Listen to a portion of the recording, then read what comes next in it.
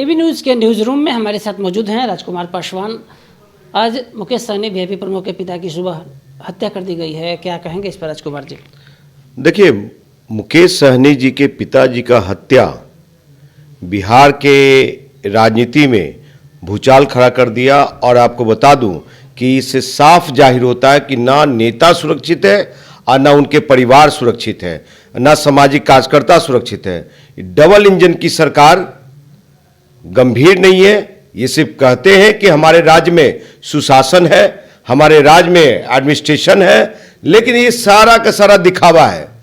सासाराम में बेटी की हत्या हुई, उस पर भी सरकार अभी तक उन लोग जो संलिप्त हैं सभी लोग, उन लोग को पूर्ण रूप से अरेस्टिंग नहीं हुई।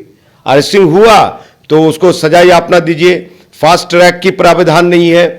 और आपको बता दूं कि मुकेश सहनी कोई छोटा मोटा नाम नहीं है। एनडीए गठबंधन में मुकेश सहनी जी रह चुके हैं। इंडिया गठबंधन में वो ये चुनाव प्रक्रिया में रहे, एक बड़ा चेहरा, बड़ा नाम। अगर ऐसे के पिताजी का, इस तरह का नेता, कद्दावर नेताओं का पिताजी का हत्या हो रहा है, तो समझिए हम जैसे छोट भैया नेता, चाहे हम जैसे नेता लोग का क्या होगा। जो हम लोग सदन में जाना चाहते हैं, हम लोग समाज का काम कर रहे हैं। कल ही हाजीपुर में मैं था और पासवानों को जिस तरह से बर्बरतापूर्वक आपराधिक किस्म के लोगों ने मारा, 500 लोग घुस करके गांव में पासवानों को इस तरह से मारा है कि कोई पीएमसीएच में एडमिट है, कोई सदर अस्पताल में एडमिट है। मैं त्वरित डीएम साहब को फोन लगा करके मैंने उनकी सुरक्षा का गुहार लगाया। तो ये हालात है साहब।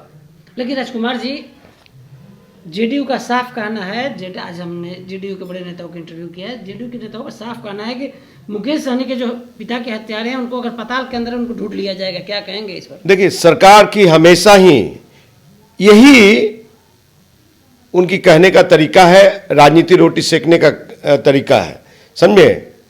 आपको बता दूं कि यही भट्टी साहब कहे थे, डीजीपी साहब, कि थानेदार को, सभी को बोले कि तुम अपराधियों को दौड़ाओ, नहीं तो अपराधी तुम्हें दौड़ाएंगे। आज ये अपराधी लोग दौड़ा रहे हैं पुलिस को। बिहार पुलिस कमजोर है, नीतीश का पुलिस कमजोर है, तभी ना इस तरह का हत्या का अंजाम। मरने के बाद आप अपराधी को पताल से ढूंढ लाएंगे। कोई घटना घटने के बाद अपराधियों को पताल से ढूंढ लाने की बात कर रहे हैं साहब। तो ऐसी घटना ही क्यों घटे, उस पर बिहार पुलिस चौकस क्यों नहीं, उनकी सुरक्षा की गारंटी क्यों नहीं? हम ही को बहुत बार हत्या करने की फोन, मोबाइल पे सारे आते, मुख्यमंत्री को 10-10 बार लिख चुका हूं, लेकिन कोई संज्ञान लेने को तैयार नहीं। जब हमारी हत्या हो जाएगी तो एसआईटी गठन होगा, अखबार में छपेंगे, मीडिया में आएंगे, बाकी 5वें दिन खत्म। आपने हाजीपुर का जिक्र किया, हाजीपुर से चिराग पासवान सांसद हैं, केंद्रीय मंत्री भी हैं।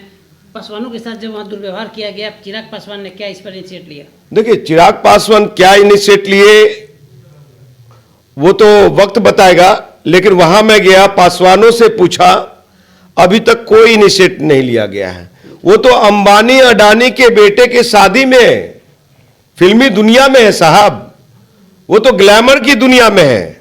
वो पासवानों का नेता कहां है? और रही बात चिराग पासवान जी को, मैं इतना जरूर कहूंगा कि भाई, मेरे बिहार के 5.5% पासवान ने आप पे विश्वास जताया है और आप धोखा कीजिएगा, आप वोट लेकर के उनको नहीं देखिएगा।